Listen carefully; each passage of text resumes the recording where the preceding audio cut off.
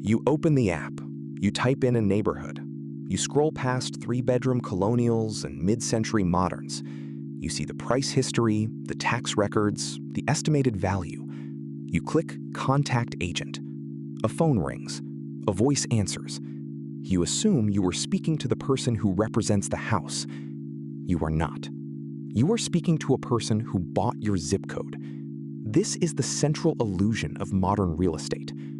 Zillow presents itself as a search engine, a digital map that democratized the housing market and broke the monopoly of the old brokerages. It is free for home buyers to use. It charges you nothing to endlessly browse the digital inventory of American housing. Yet Zillow is a multi-billion-dollar empire. It did not build these houses. It does not own them. It does not list them. The economic mechanism that powers this empire is a masterclass in behavioral arbitrage. Zillow realized early on that the most valuable commodity in real estate was not the property data. It was the sudden, impulsive desire of a buyer looking at a screen at 11 o'clock at night. The company built an invisible toll booth between the buyer and the house. Through a system called Premier Agent, Zillow effectively auctions off your contact data to real estate agents. These agents pay massive premiums, either a flat fee or a cut of their commission, to plaster their faces next to listings they have absolutely nothing to do with. But here is the paradox. Zillow is celebrated as a technology company that disrupted a dinosaur industry. Yet its core business model relies entirely on maintaining the very inefficiencies that make that industry so expensive. Zillow's survival depends on the persistence of high real estate commissions. If the traditional 2.5% to 3% buyer's agent fee collapses, the agents can no longer afford to bid in Zillow's digital casino. The free app on your phone is subsidized by the inflation of the transaction fee. You are not the customer. You are the inventory. And the market you think you are navigating is actually navigating you. To understand how a digital map became a mandatory toll booth, you have to look at the dark ages of the housing market. Before the mid-2000s, real estate data was locked inside a fragmented, heavily guarded vault known as the Multiple Listing Service. If you wanted to know the fair market value of a home, or even what was currently for sale on a specific street, you had to physically call a real estate agent. The agent held the absolute monopoly on inventory data. This information asymmetry gave local brokers immense pricing power. They controlled the flow of product, and therefore they effortlessly justified their standard 6% commission, split evenly between the buyer's agent and the seller's agent. Then came the launch of Zillow in 2006. The platform immediately crashed its own servers because the consumer demand was so overwhelmingly massive.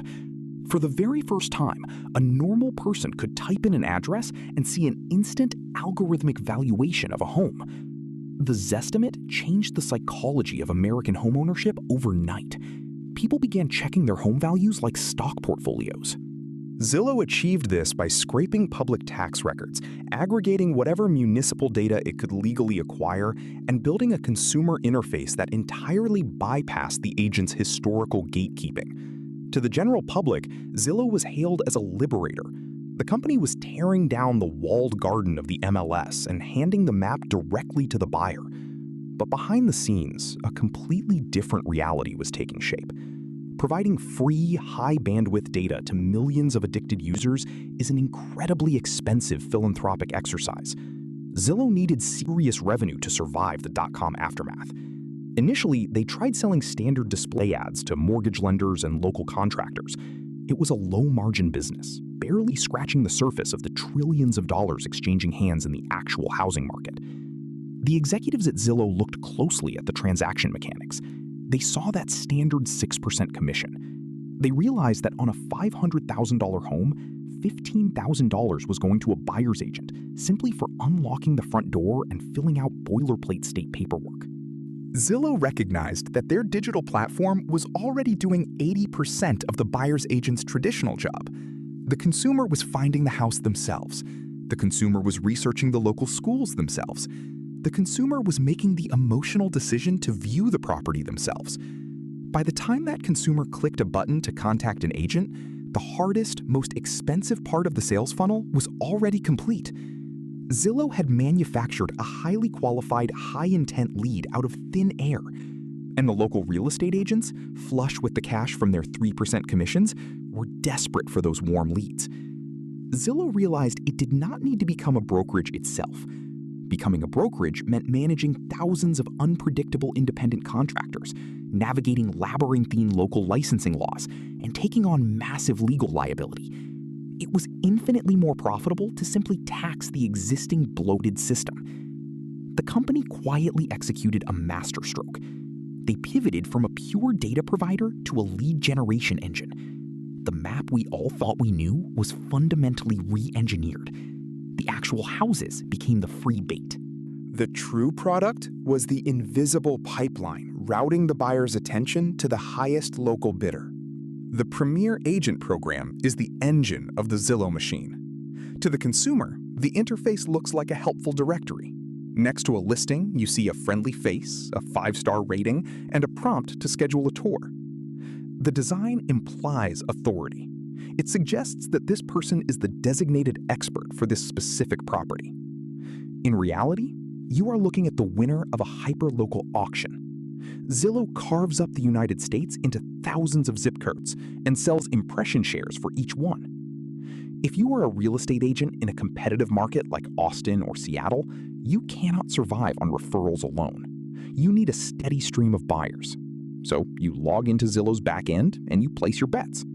You tell Zillow you want 20% of all the buyer leads in zip code 78704. Zillow calculates the price based on market demand, home values, and the number of competing agents. You might pay thousands of dollars a month just to secure that slice of the pie. When a buyer clicks Contact Agent in that zip code, an algorithm instantly routes the lead to your phone. If you do not answer within seconds, the lead bounces to the next paying agent in the queue. It is a digital Hunger Games for real estate professionals. The agents who master this system build massive teams, playing a volume game where they convert a tiny percentage of these purchased leads into closed transactions. But the mechanism creates a perverse incentive structure. Zillow's revenue is directly tied to the bidding wars between these agents. In its July 2026 regulatory filings, Zillow confirmed that Premier Agent revenue still accounts for over 65% of its total income. This means Zillow is entirely dependent on the financial health of the buyer's agent. If a buyer's agent typically earns a 2.5% to 3% commission on a sale, they have the margins to pay Zillow exorbitant fees for leads. But if those commissions were to shrink, the agent's marketing budget would evaporate. The bidding war would collapse. This is the truth qualifier that defines the company's existence. Zillow does not set commission rates directly. It does not force sellers to pay buyer's agents, but its revenue model is a derivative of that exact commission structure. Zillow is a parasite that has grown larger than its host. It requires the host to remain heavily capitalized. Therefore, despite its origins as a consumer champion, Zillow has a vested interest in preserving the most expensive, anti-consumer aspect of the real estate market. The platform steers buyers toward the agents who pay the highest toll, not necessarily the agents who offer the lowest fees, the strongest negotiation skills, or the best fiduciary representation. The consumer is blissfully unaware that their simple request to see a house has triggered a monetization event that ultimately reinforces the high cost of buying a home. In March 2024, the structural foundation of this entire high-margin ecosystem cracks violently. The National Association of Realtors, the deeply entrenched lobbying group that had effectively maintained the 6% commission standard for decades, settles a catastrophic antitrust lawsuit. For years, the plaintiffs argued that the traditional system, where the home seller was strictly forced to pay the buyer's agent, was a rigged, anti-competitive market that artificially inflated American home prices. The monumental settlement bans the historical practice of advertising buyer-agent commissions on the MLS. It fundamentally decouples the fees. Suddenly, buyers are legally responsible for negotiating and paying their own agents directly out of pocket. The financial press immediately declares the death of the traditional real estate agent. Wall Street analysts panic, downgrading property technology stocks across the board. The Wall Street Journal reports massive, volatile shifts in Zillow's share price as investors desperately try to model a future where the buyer's agent is obsolete. The market logic is simple and utterly brutal.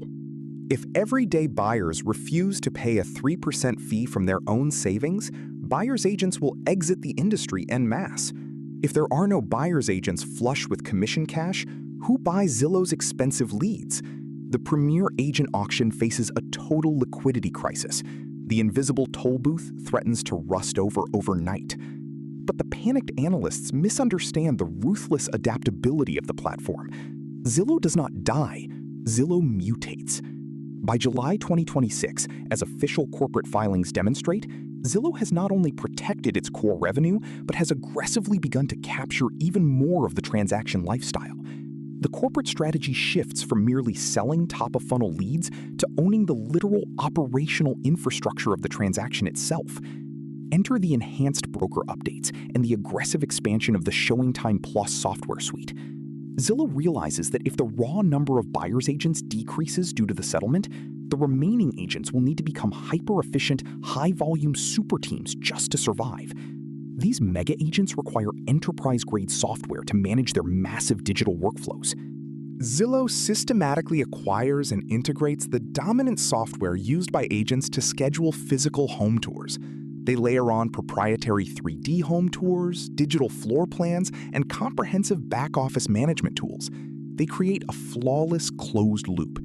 If an agent wants their listing to rank highly on Zillow's search results, they are highly incentivized to use Zillow's 3D tour software.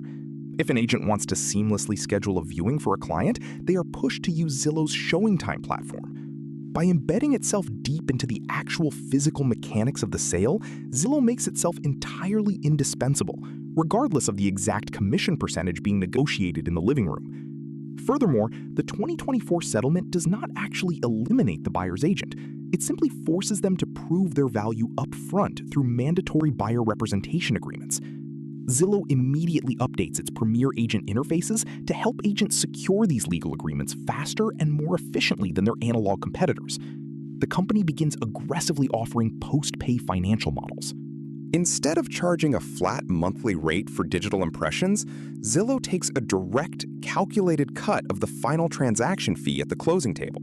They intentionally blur the regulatory line between a pure technology vendor and a licensed real estate broker. The 2026 trap is brilliantly executed.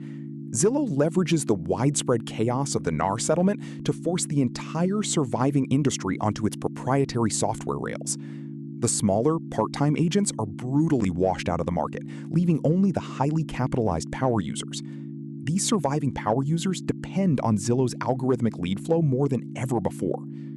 The core economic contradiction remains perfectly intact, just buried under a new layer of software licensing and workflow integration. Zillow still does not build houses, it still does not list them, but it now effectively taxes the digital calendar, the virtual tour, the communication channel, and the final closing dashboard.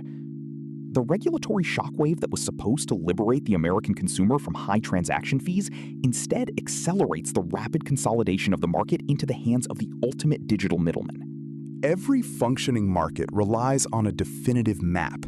In the physical world, highways and railroads dictate the flow of heavy commerce, and the entity that builds the bridge inevitably gets to collect the toll.